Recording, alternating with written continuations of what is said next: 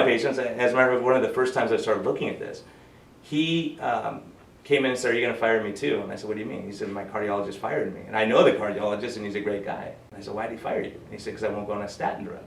And I said, "Well, you have 5 stents in.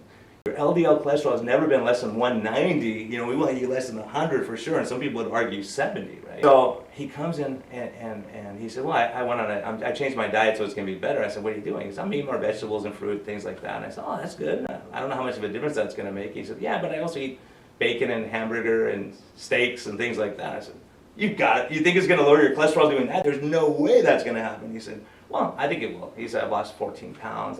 You know, stopped drinking at night, cut out all my carbs. I'm not eating processed foods anymore."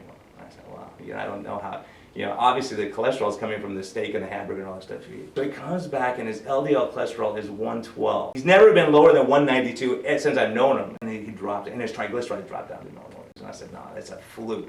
So I called him the next day. I said, "You're pulling my leg," because he's kind of a joker guy. So "You're taking a statin, aren't you?" He said, "No, I'm not."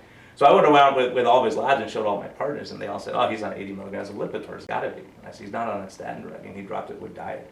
And this is the diet he's doing. Cut out processed foods, right? Crazy stuff.